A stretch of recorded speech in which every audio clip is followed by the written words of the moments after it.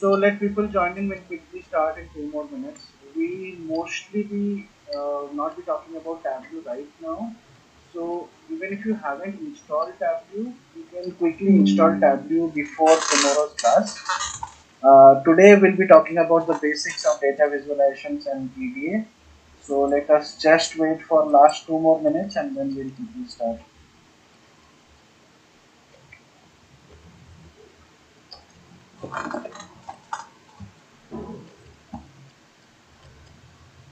Danny is here. Danny, can I give you co-host permission while I teach? It will be Yeah, better of if. course. Okay, good. It will be nice. Okay. So last 2 more minutes, then we'll quickly start. People are still joining in.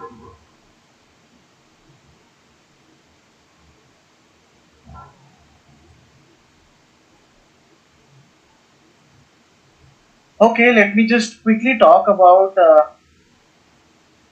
Yeah. I mean, yeah, guys. As it is almost. I mean, the day ends at 6, so officially our office timings are over. So we will be sending you the recordings and the files which we will be teaching every day by the next day. So, for example, today's class, all the recordings, all the materials will be in your inbox by tomorrow 9 a.m. or 9:30 a.m. Okay. And apart from that, we'll also be creating some groups where we will also add all the members in that, where you can interact with each other, ask doubts, and all those things. Okay, so we'll quickly start with the 7-day data challenge. A very warm welcome to all of you to join this particular session. My name is Satyajit, and I welcome you to this wonderful session on data visualization and Tableau, where we will be mostly focusing on the data visualization part. We'll try to understand the basics of data visualization, what exactly is data visualization, and where do we use data visualization, what is BI, business intelligence, what are the different tools used in BI in multiple domains, at least in Hong Kong. Apart from that, we'll also talk about Tableau, we'll deep dive into Tableau, we'll also build some live dashboards in Tableau. So overall, it's going to be fun. I'm pretty much sure you will learn a lot. In case you have any questions in the middle of the session, please keep your questions. I will definitely allow some time for doubt clearing classes or something like that. So we'll quickly get started, guys. Almost everybody has joined. Yeah, in the meanwhile, if somebody joins, I'll just admit them to the lobby. Okay, so let me quickly introduce myself. My name is a little bit difficult to pronounce. I will send my LinkedIn profile in the chat box itself so that you can get in touch with me. So my name is Satyajit and I'm currently heading the data science team at Accelerate. And yeah, so we'll get started with today's topic, which is going to be on data visualization. However, today we are not, officially we are not starting with Tableau today. We'll be talking more about Tableau tomorrow. So, in case you haven't installed Tableau so far, you can probably install it after today's class. I'll also give you a documentation which you can follow to install Tableau. But I mean, you can simply Google it out. You will find Tableau public. Just try to install it. So nothing complicated process in installing Tableau. Okay, so before getting into Tableau, we'll try to talk about data visualization.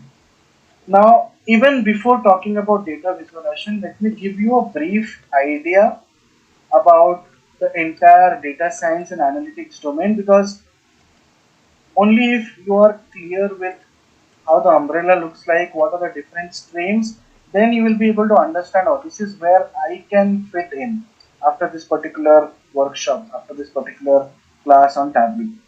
So I'll probably take help of Paint. I'm really sorry if my handwriting is not that great because it's Zoom, so it's expected not to be good. So data science and analytics, I'll try to write it down here.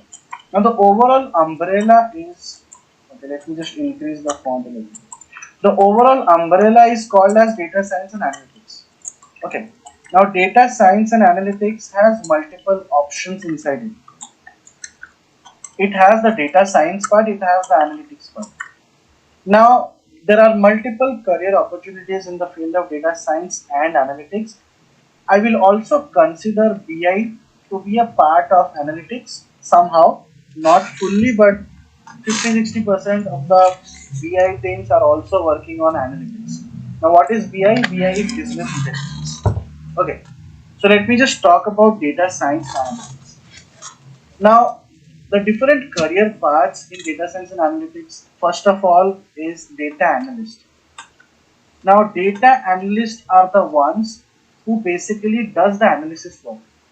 They are the ones who are proficient in SQL, in NoSQL tools, basic knowledge on Excel, basic knowledge on statistics, basic to zero to basic knowledge on Python, because Python is not mandatory for data analyst. But you need to be good at data cleaning, data scraping, all these things.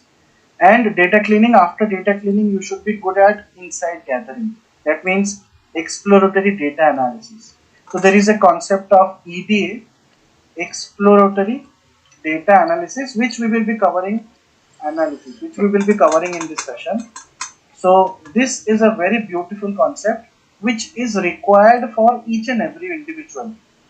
Whether you work in data analysis field, data science field, or in the BI field, EDA is a very strong statistical concept which is required. I will be teaching about EDA in this class. Data analyst, after data analyst, the second option will be data scientist. Data scientist. Now, inside data scientist also there are multiple options. People join as machine learning engineers, people join as NLP engineers, people join as deep learning engineers. So a lot of topics are covered inside data science. So data science, data analysis, to be honest, you can easily learn everything in 2 to 3 months. Okay, if you are dedicated enough, every day if you give 1 or 2 hours of time, data analytics can be done, winded up in 2 to 3 months. But data science domain is like an ocean. It takes a lot of time to master these skills. Okay, and the third area will be business intelligence, BI, which is business intelligence. Here also there are multiple tools that you can talk about. One will be Power BI, which is a Microsoft tool. Now we initially thought of doing this workshop in Power BI, but I know that most of the people in Hong Kong, they are using Mac, and Power BI is not supported in Mac. So that was one of the reasons why we chose Tableau. So we will be focusing more in this month. Okay, Tableau and Power BI are two very strong BI tools, and they both cumulatively take more than 95% of the market. The rest 5% is shared with other tools like Google Looker, Google Data Studio, ClickSense, Alteryx, all these things. And especially in Hong Kong market, it's a huge fight between Power BI and Tableau. But if you learn either one of them, you can easily learn the other half. Like if you learn Tableau, Power BI is going to be a piece of cake, and same way other way around as well. Okay, that's the overall idea. And the task of a Power BI engineer or a Power BI developer or a Tableau developer is to create reports, right? What are the analysis done and how our analysis can be visualized? Because EDA, which is the analysis part, that can be done in multiple tools. It can be done in Python. It can be done in SQL. It can be done in Power BI and Tableau as well. But why visualization is important? We'll try to understand this scenario. For example, I am a data analyst. Now, I have already done my analysis. I know the insights. I know that people staying at Kowloon are basically the people who are leaving the company most. I know all the insights. But how can I present my insights in a better way to my higher management, to my client, so that they will understand, oh, this is what the data is telling us. So in order to do that, in order to have a good appealing insights to be presentable in a dashboard format, we need data visualization. And data visualization is also present in Python.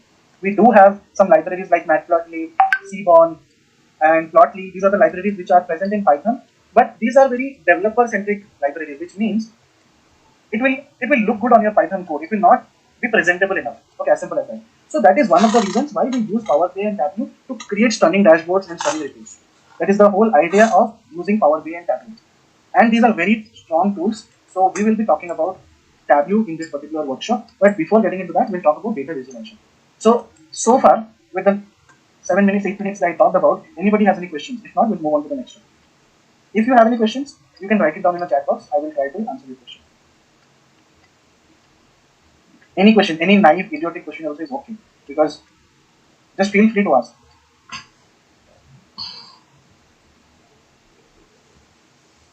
Okay, I assume people are getting it. Either they are getting it or they are like, no. Okay, we'll talk about data visualization. Now, data visualization is a very powerful concept. We'll try to understand what exactly is data visualization and what are the different tools, or like what are the different options available in data visualization. Data visualization helps to bridge the gap between numbers and words. giving visual context to information to help identify and infer trends, patterns, and outliers in data sets. Now, data visualization, what is it needed? Why it is needed? It is needed to identify and infer trends, patterns, and outliers in data sets. Now, before moving into the next slide, I would like to again explain something here. Now, what do you mean by pattern? Now, pattern is simply, if I take a small example, let's say I am talking about the sales of a company in this last 5 years, maybe 2017, 2018, 19, 20, 21, and so on. Now, let's say the graph is something like this. Now, when you spot a data, so data visualization, why it is used? Without visualizing, it's very difficult to interpret. If you simply look at the data, you will not be able to infer anything. You will not be able to understand what the data is telling you. These are just numbers, right? But when you start plotting the data into data visualization graphs, into some plots, then you start understanding, oh, this is what the data is telling us. Oh, it's quite evident that there is an increasing trend. Okay, now if the data is something like this and something like this, now you can easily spot, oh, till mid 2018, there is no relationship, the sales is almost dormant, and then the sales is increasing. That means there is a linear trend in the increase in the sales after 2018 mid.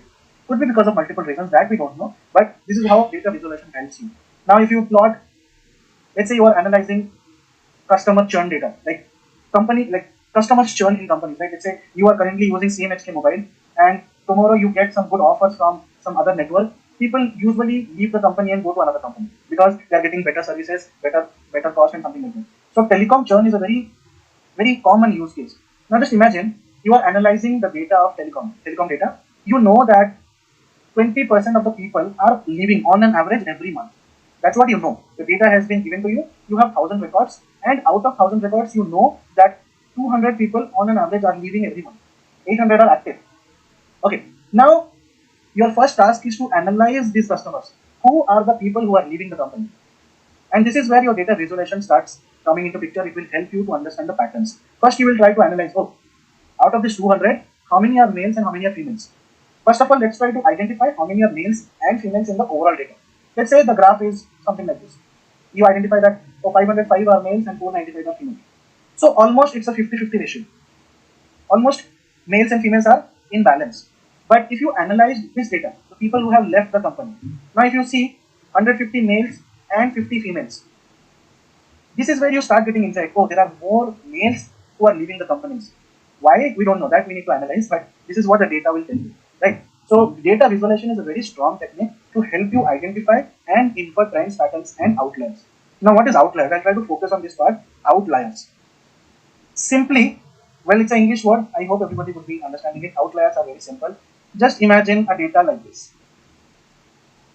Now, outliers are simply those data points that are very far away from the rest of the data points. For an example, in this case, this will be an outlier, this will be an outlier, and this will be an outlier. Right? So data visualization will also help you identify outliers. Okay, there are also some statistical ways to identify outliers. If you want to know about it, maybe I can talk about it. How many of you need to know what are the different statistical ways to identify outliers? Maybe yes and no. Just write me yes or no and then I will explain. If not, I'll skip that one. Okay, so we'll talk about the statistics part, not more than 5-10 minutes because I don't want to confuse you all. It's a data visualization workshop. I don't want to talk about statistics and mathematics. I come from that background, so I cannot stop myself talking about statistics. Okay, so there is a very famous, if you don't remember, it's completely okay, but everybody might have seen this graph in your school days, in your college days.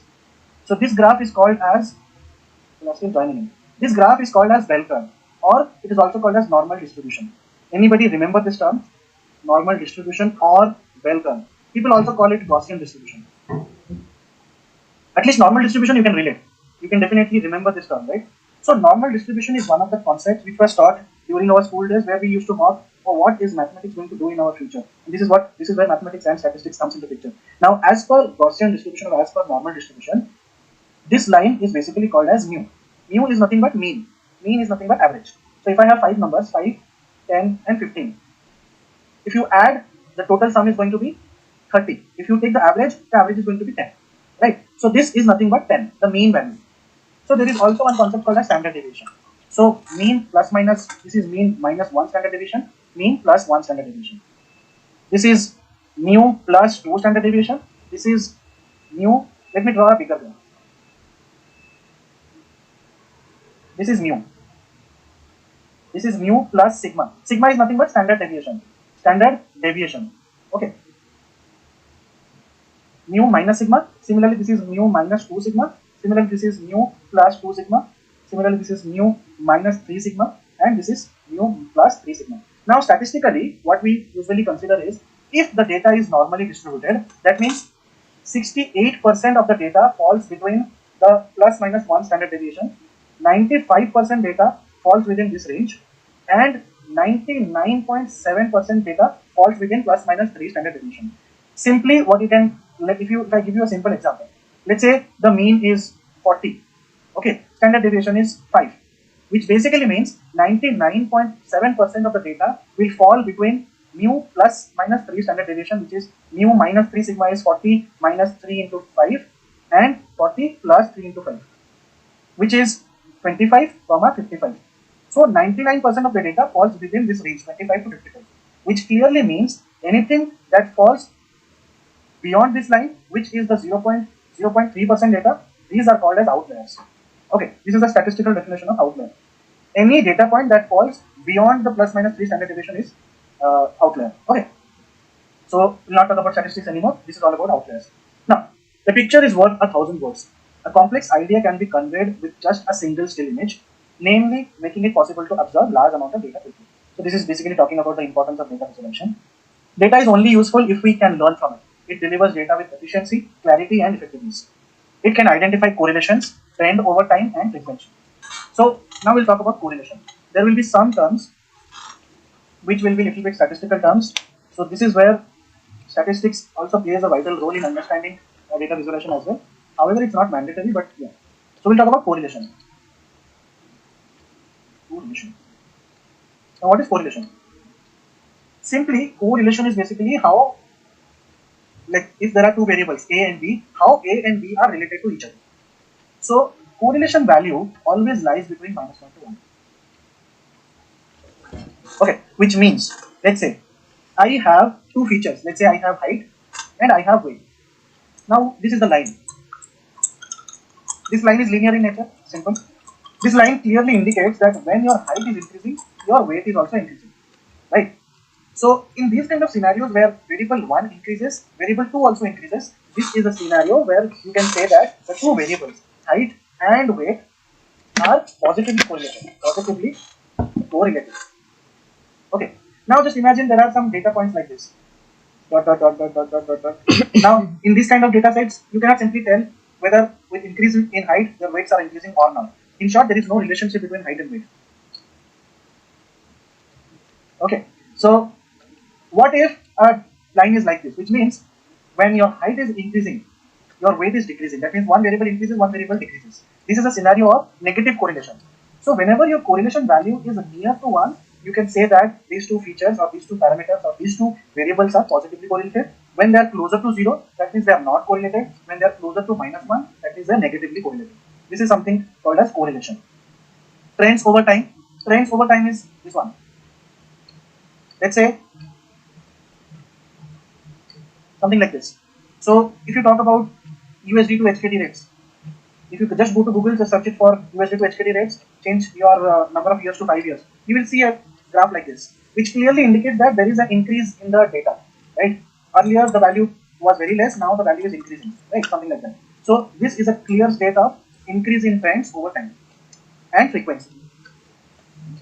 Analyze large data sets and have data-driven decision management. Now we will be learning about the various data visualization techniques. What are the different types of data visualization charts that are available? I hope everybody might be already knowing about histograms, bar charts, pie charts. Most of you already know about all these things, right? But you might not know about pair plots, heat maps, scatter plots. So there are more than 200 types of charts that are available, at least more than 100 charts. But there are few charts that are commonly used, like bar chart, histograms, line chart, area chart, pie chart. There are some charts that are mostly used in any kind of dashboard. So we will be talking about the most common charts. The first chart we will be talking about is going to be histograms. What is histogram? Histogram measures frequency distribution of data. Okay, so let's say you want to plot. Okay, we'll take a scenario. Histograms and bar charts are very similar to each other, so you can simply use any one of them to plot anything. Let's say you have a feature called as age. Okay, now If you have 1,000 people's data, now age could vary from certain number to certain number, right? Some people are 18, some are 19, some are 95, right? So what is the best way to visualize age? Now, what we usually do is we simply start with a line chart. Sorry, we simply start with a bar chart. Let's say we try to plot it for age 18, age 19. Then we will see, so this is basically age and this is basically count. Y-axis is count and x-axis is age. Okay, so we have multiple bars. Now, when you are plotting graphs, how many distinct age values do we have? From 18 to 95, we have so many distinct values, right? At least 77 values we have. So there will be 77 bars. Now, analyzing each and every bar will be a little bit difficult task, right? We will not be able to identify the pattern. Like most of the people are falling in which category, which age group, we don't know. So there could be some scenarios where you might have to change your data to a user readable format. For example, if I take this example, age. What will be the solution here? If I am not able to analyze the data here, what I will do is I'll convert my age into a new feature called as age bins. Now I will create multiple bins like 0 to 21, 21 to 35, 35 to 60 and 60 plus. Now I have 4 bins. Now if I plot a bar chart, it will be easily, like I can easily see the insights, right? That most of my data are people who are falling in this category and people who are 60 plus. So sometimes you also have to do this kind of derived metrics. So histograms and bar charts are basically used for these kind of scenarios where you are analyzing certain categories of data and you are analyzing their individual count. Now let's say you want to analyze the relationship between two numerical columns. Let's say height and weight. So these are two numerical columns. What is the best way to analyze this data? There is something called as scatter plots. So scatter plots looks like this. Okay, you can also plot a line chart like this, but scatter plots are more preferred. Okay, it's up to you. If you want to plot line chart, you can plot it, but scatter plots are more preferred. Okay, so after scatter plots, we'll also talk about some other scenarios. Let's say line charts and area charts. Where do we use this? Now, if your x-axis is date, it's a date parameter. You want to analyze the salary with respect to date, or total charges with respect to date, or total sales with respect to date, or profit with respect to date, or else performance with respect to date, anything with respect to date, then line chart is a better option because date will have conflict values, Jan 19, Feb 19, March 19, dot dot dot till Feb 2022, and then you will be able to plot it. And area chart is as simple as it just gives an area beneath the line.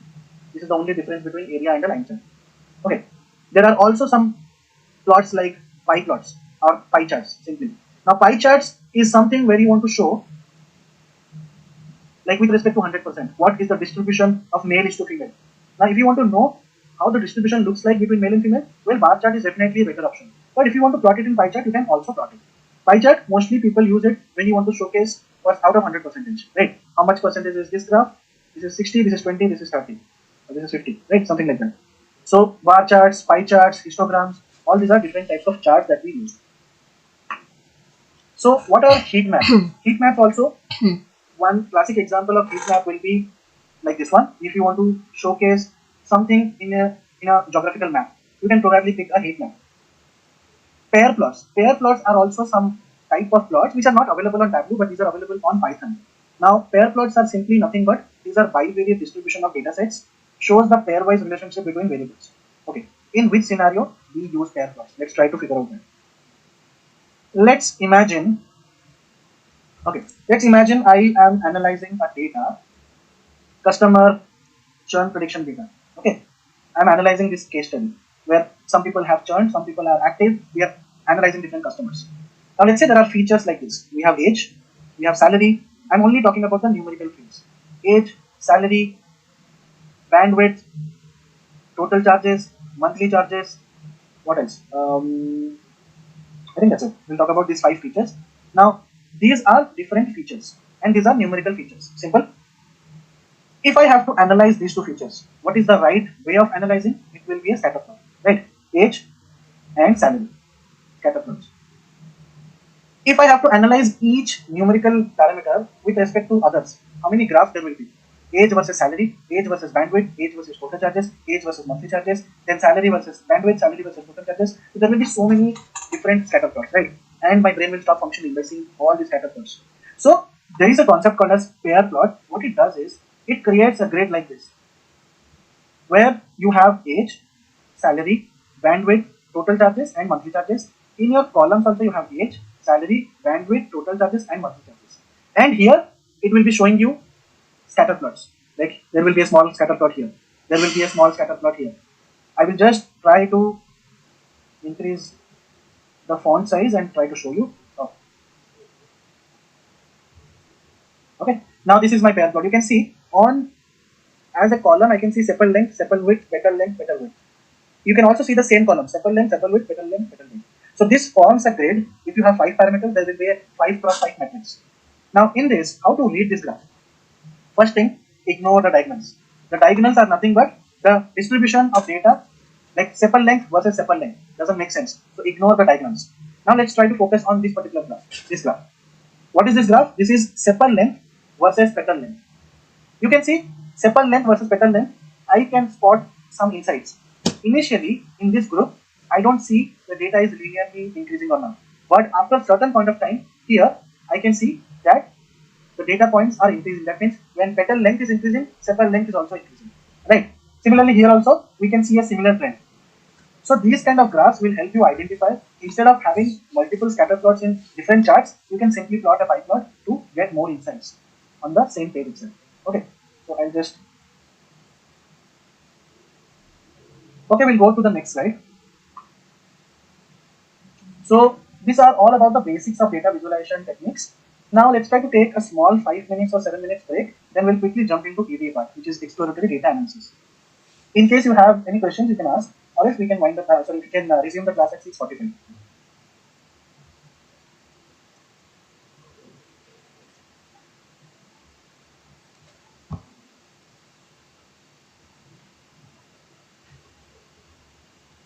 Blue part in WW from tomorrow's class.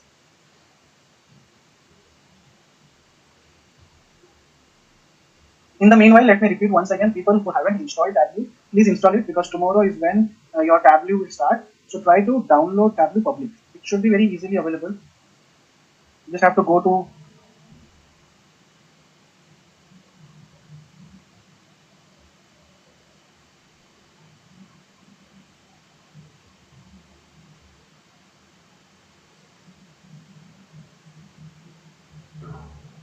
let me repeat once again, people who haven't installed Tableau, please install it, because tomorrow is when your Tableau will start. So try to download Tableau public.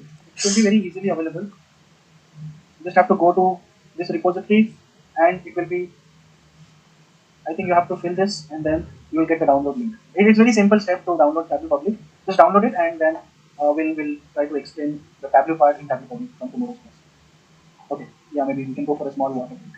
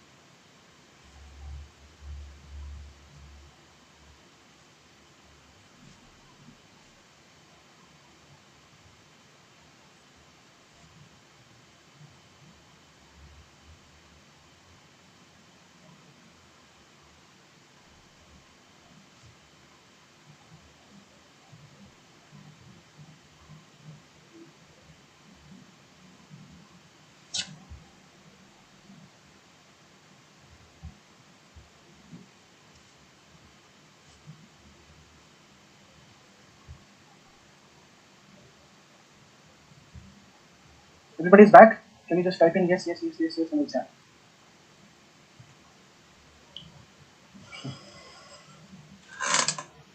Okay, so we'll go to the next topic, which is potentially my best topic when it comes to data science analytics. This is one of the topics which I enjoy to teach and which people enjoy to learn as well. So I hope you will also learn. You will enjoy and learn. So we'll talk about exploratory data analysis. Now, this is a very fancy term. Statisticians call this term, but basically it is nothing but data insight gathering. That means gathering insights from the data. Okay. So visualization is the presentation of the data in the graphical or visual form to understand the data more clearly. Visualization is easy to understand the data, easily analyze the data and summarize it, easily understand the features of the data,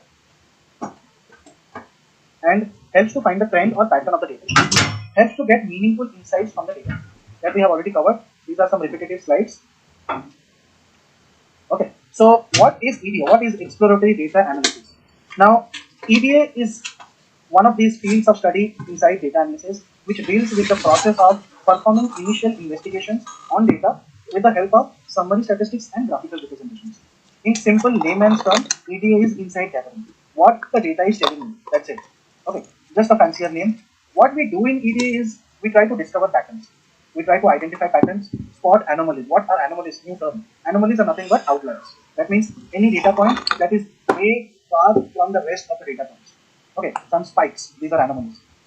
We also test some hypotheses. Now, hypothesis testing is again one of the statistical concepts which I will not be able to cover. It will extend the class to anything. But in case we have time, maybe during this week, we'll try to see if we can cover hypothesis.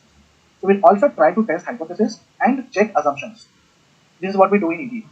Now, what is the outline of performing EDA? Like, why EDA? What exactly is EDA? EDA helps you to answer all these things. What questions are you trying to solve? The first question, when you, let's say you get some data. Now your manager tells you, can you do some initial analysis on this data? So the first question you should ask to your manager is, what questions are you trying to solve? What do you want me to do? Like, of course, he has given you to analyze, but what is the end goal? If you don't know the end goal, that will definitely not help you. What kind of data do you have and how do you treat different types of data? So second thing is identifying the right type of data. EDA is a very tedious task because many people in industries, they are stuck in this EDA process, they are stuck in the data capturing process. In big companies, there are teams, there are different databases, different teams are handling different databases.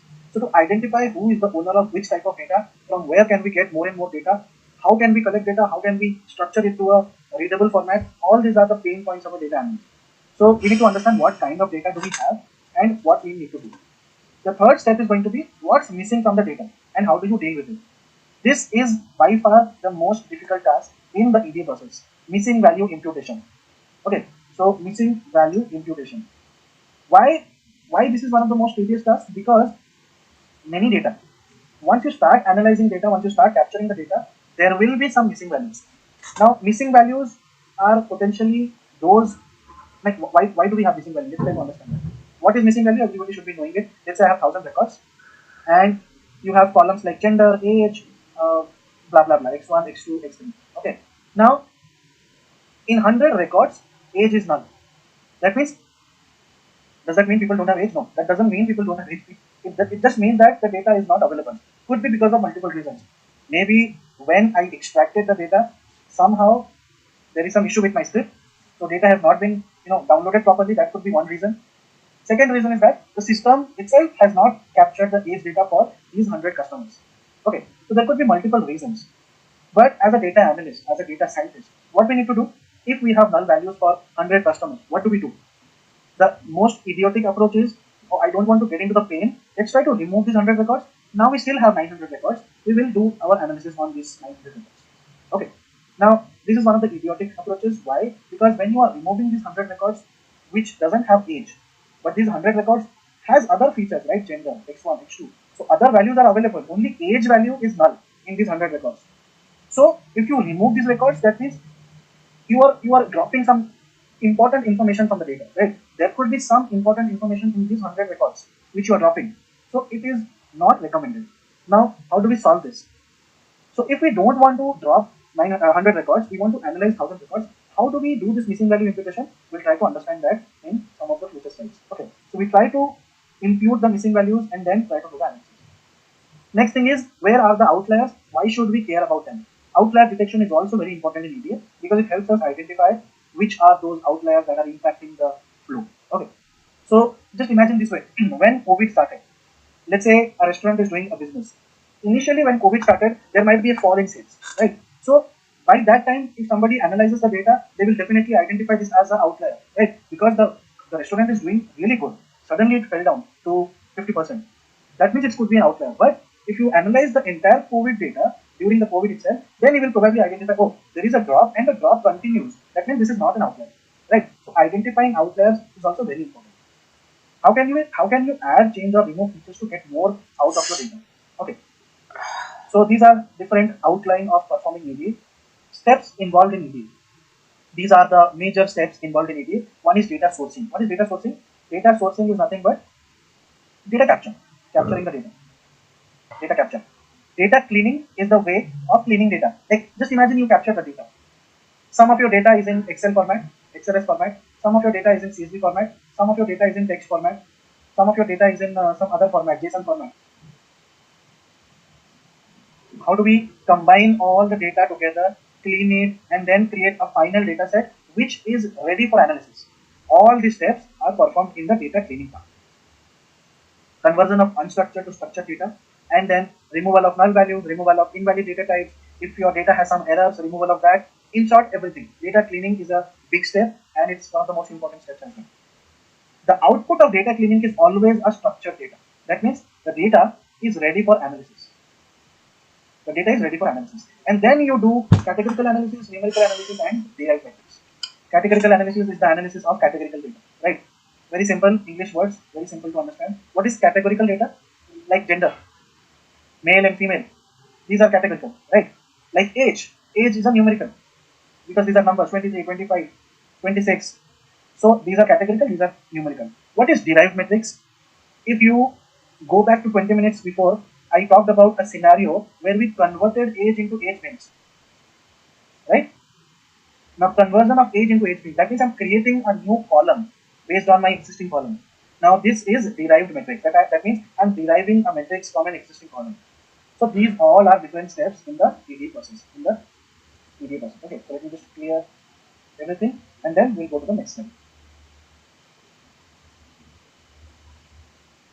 So data cleaning, handling missing values. How do we handle missing values? There are some. Okay. How do we handle missing values? Let me just quickly check the time accordingly. Okay, we still have 30 minutes. Okay. So how do we handle missing values? So these all concepts are going to be used in Tableau, and that is one of the reasons why I am teaching you everything, because it is not that simple that you just install Tableau, start doing some visualizations, and you will learn it. So you also need some statistical knowledge. So that is the reason I am explaining you everything. So handling missing values, deleting rows or columns. Now, as I told you that if there is a column which has so many missing values, for an example, now you have a column, let's say age. Now, out of 1,000 records, there are 80% of the records that are null. In this case, what we can do is we can remove it. Now, 80% of the data cannot be imputed. We cannot simply handle this data. There is no way. So you have to ignore this column. So there are some benchmark, industry benchmark or threshold defined by us. So basically, I drop columns when it increases to 75% benchmark. More than that, we just simply drop it out. The second technique is replacing with mean, median, and mode. Now again, this is where statistics comes into picture. Mean, median, and mode. What is mean, median, and mode? Again, we'll try to explain using a simple example. On the screen, should be okay. Okay. Here, I will take one example. 10, 15, 12, 6, 8, 13, 4. Can somebody tell me what will be the mean value of these 7 numbers? Quickly use your calculator and try to tell me what will be the average value of these numbers.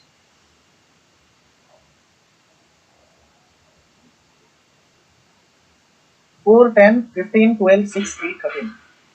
4, 10, 14, 29, 41, 47, 55, 68 by 7. How much? Somewhere around 9.5? 9.7? Yeah.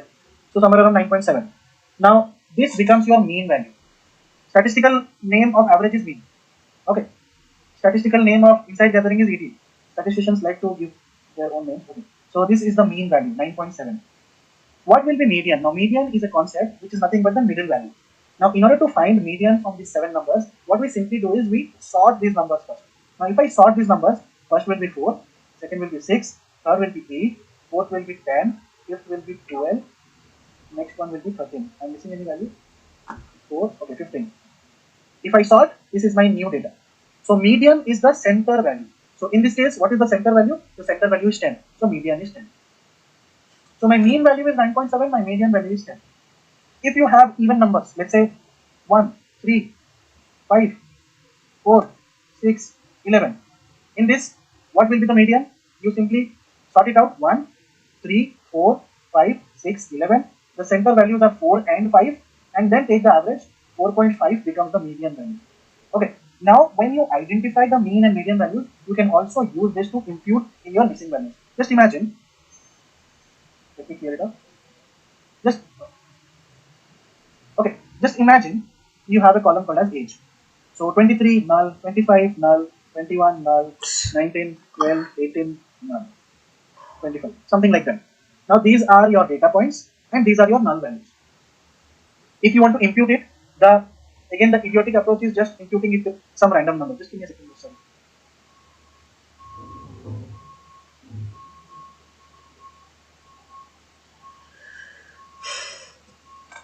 My bad. So if you want to impute the null values in this example, the idiotic approach is let's just fill it with 20 and finish it off. We don't want to waste more time. So the idiotic approach is this, right? But what are the different statistical approaches? Let's say we will try to find the mean and impute it. So what will be the mean here? The mean will be 23 plus 25 plus 21 plus 19 plus 12 plus 18 plus 25 divided by 1, 2, 3, 4, 5, 6, 7, 7, which is 20.4, which if you round it up, because 20.4 is not a, right? So if you round it up, it is 20. Now, if you impute using 20, which is your mean value, that makes sense, right? So if you impute using mean, then your mean becomes 20, and you can simply populate all these numbers with 20. What will be the median here? Okay, try to tell me what is the median in this example. I will just write it down for your ease of understanding. 23, 25, 21, 19, 12, 18, 25. These are my 7 numbers. What will be the median value?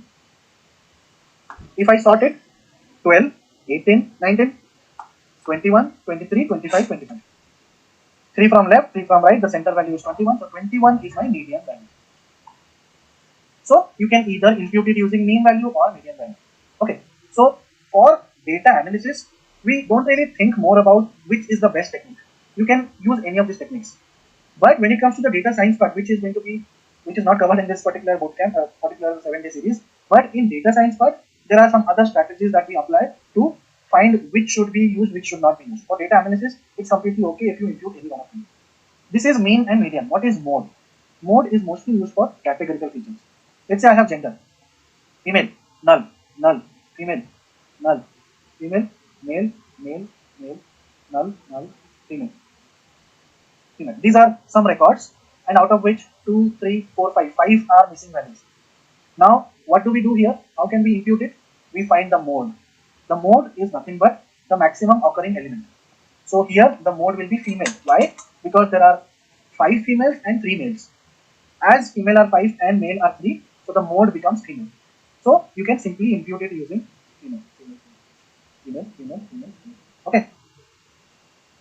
What if male value and female value are same? 5, 5. In that case, both becomes mode. This is a scenario where we call bimodal. Okay. In this case, you can arbitrarily pick any of them, female or male, but it is better. What we usually do when there is a tie, we equally distribute the data points. Let's say there are 5 null values, 2 or 3 values you impute it using female, 2 using male, randomly. Okay. Yes, imputation with ratio is also one of the techniques. So there are many techniques that we use. So in this case, if my female is a clear winner and I have imputed, is this the right technique?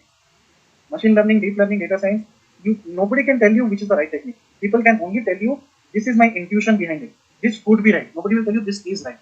Okay, so this might not be the right scenario. Why? Because talking about the original data, how many females? 5 females and 3 males. So what is the ratio? So the ratio is 5 by 8, which is 62%. 62% female and 38% male, right?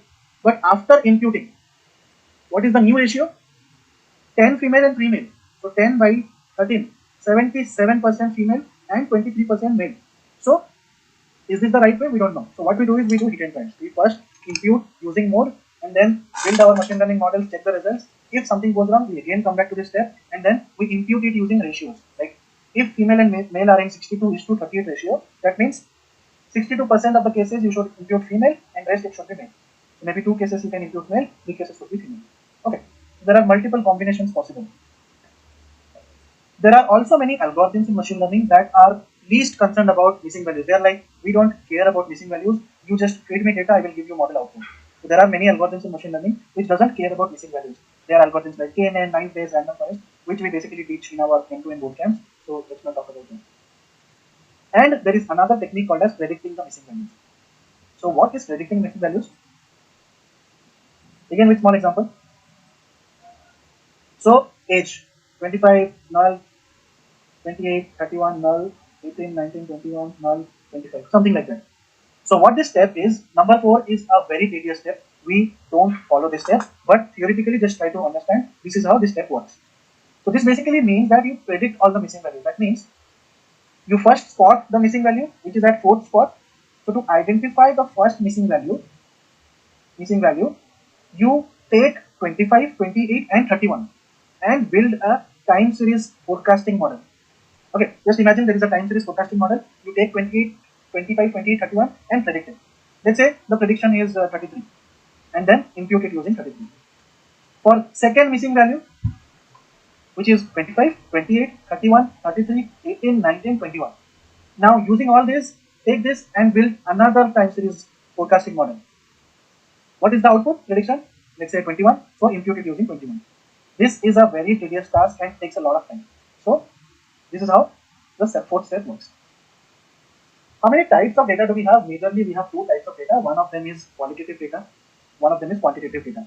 Simple terms, categorical data and numerical data. Okay, qualitative is nothing but categorical. So, okay, let me just use here. So this is nothing but categorical data. What does that mean? There are two types of categorical data, nominal and ordinal. What is nominal? Nominal is as simple as gender, male and female is nominal. Location, Kowloon, Tumchum, Chunwan, all these are nominal data. Ordinal data are some data which are in order. Let's say low, medium and high. This is in an order, low, medium and high. These type of data are called as ordinal data. Similarly, there are two types of quantitative data, which is numerical data. One is discrete and one is continuous. Okay.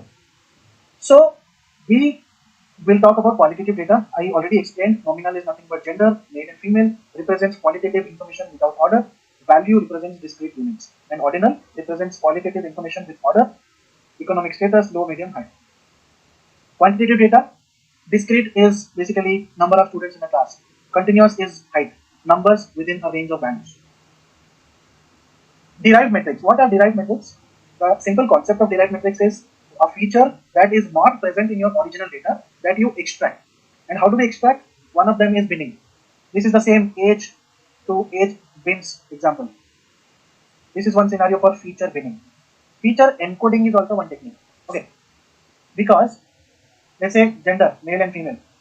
Ultimately, when you pass this data to your models, your models are nothing but computer data, right? You are feeding data to computers. And computers only understand numerical numbers, only understand numbers. So if you pass data as 1 and 0, this is an encoding technique.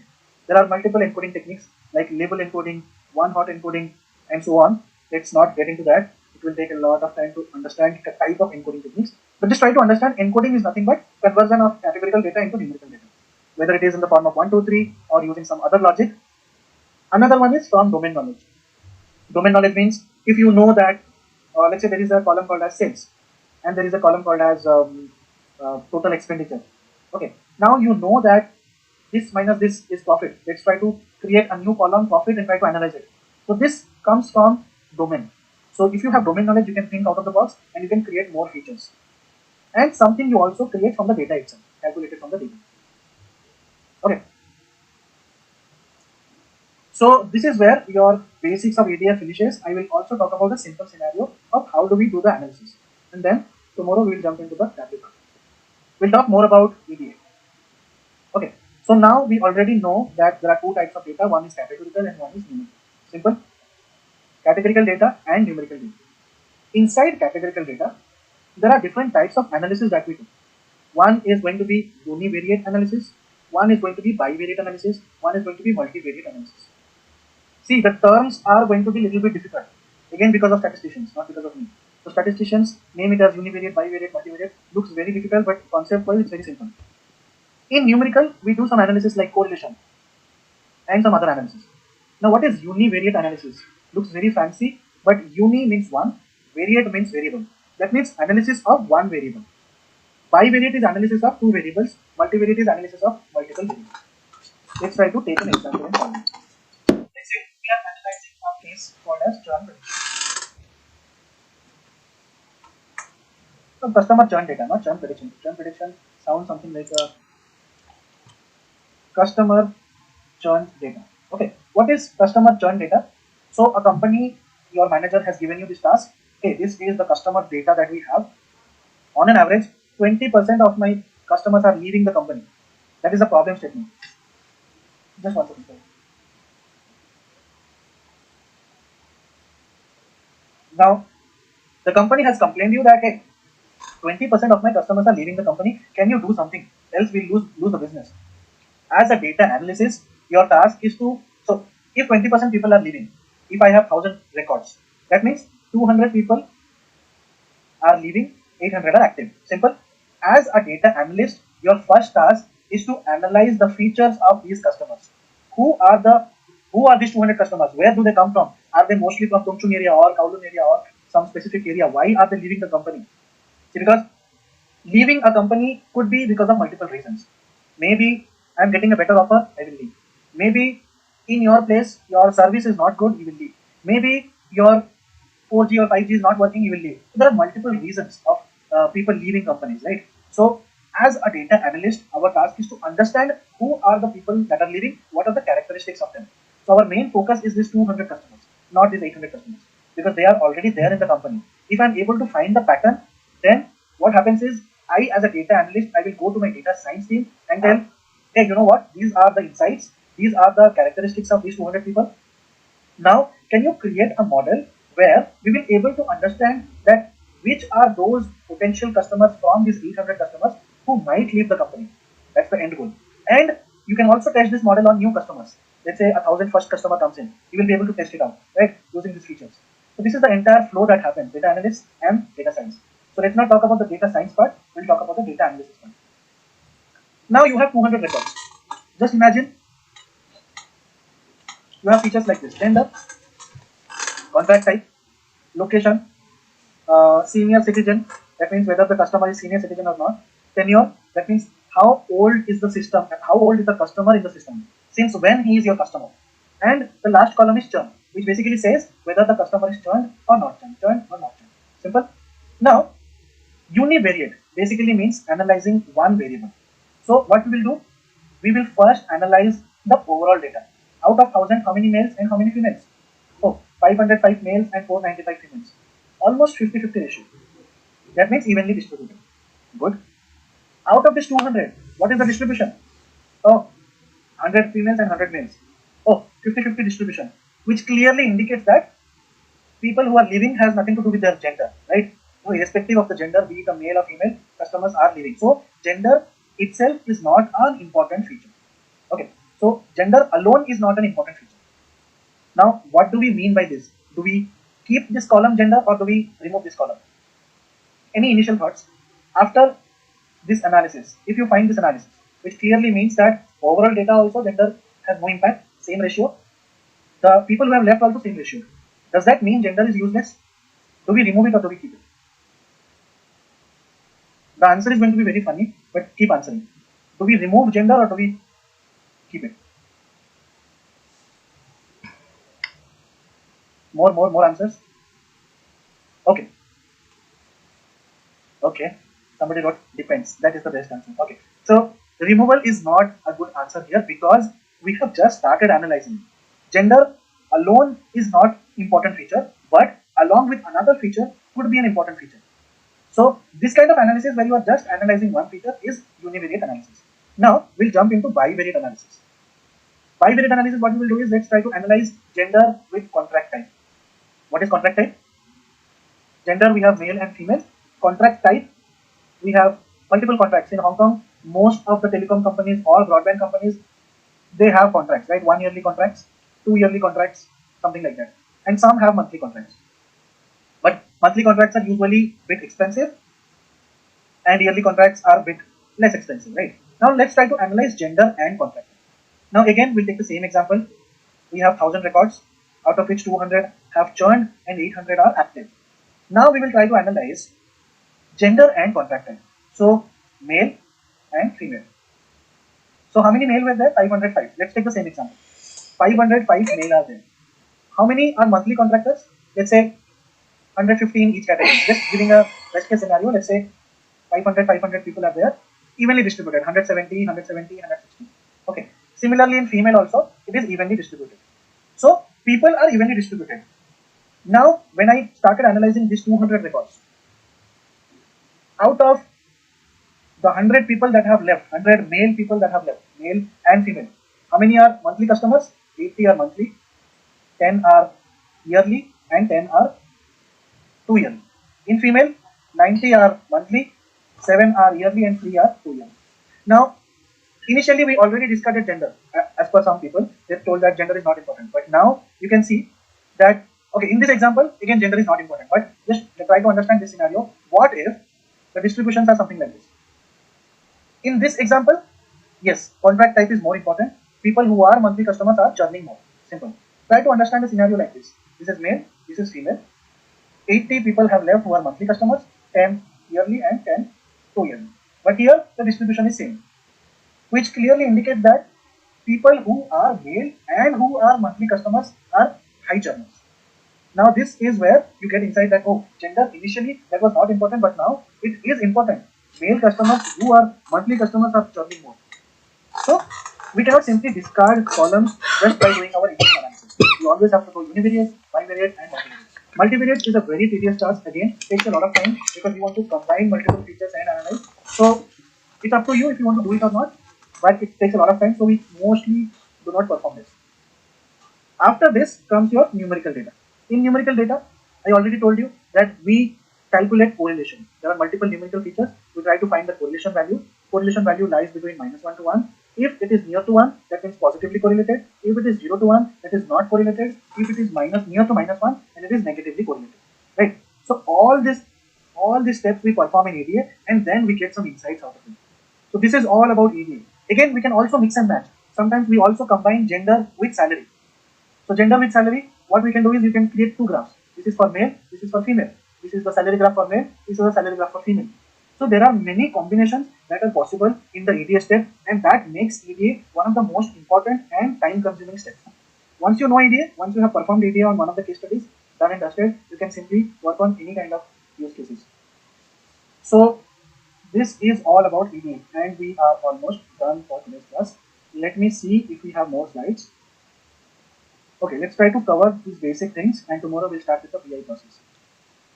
So this is where we wind up the data visualization part, and we'll quickly start with the Tableau part. Tomorrow's class will talk more about the BI process, how the BI process works, and we'll quickly jump into Tableau part. We'll start creating dashboards and all these things. But before talking about Tableau, which is going to be tomorrow's class, let's try to understand what is Tableau and why do we use Tableau. Now Tableau is the ultimate scale for data science. It applies to any business. We don't need to do any coding, that's the best part. Somehow this statement is not 100% accurate. There is some coding that is also required in Tableau and Power BI, but that comes in the advanced part. So in order to call yourself that you know Tableau, you don't need coding. But in order to become a pro, you need coding, because Tableau also uses some codes internally, even in Power BI. It makes it easier to understand and explain the data reports. Community is huge, similar to Python, fast and easy. Why visualization we already know.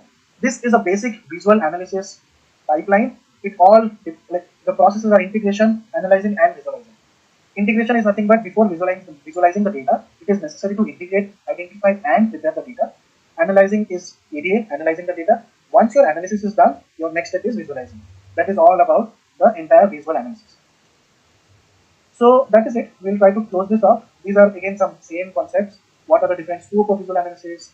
These are something which you can easily do a reading of this PPT. After today's class, probably by tomorrow morning 10 a.m., you can expect these kind of documents in your mailbox. Apart from that, I don't have any deliverable for the time being. But yeah, henceforth, once we start working on Tableau, after every class, we will be giving you the file so that you can practice it. So I'll keep the call open for 2 more minutes in case you have any questions. You can ask me, or else yeah, we can just wind up the class. I'll quickly give my LinkedIn profile as well in the meanwhile to stop recording. In case you want to add me on LinkedIn, you can add it. Thank you.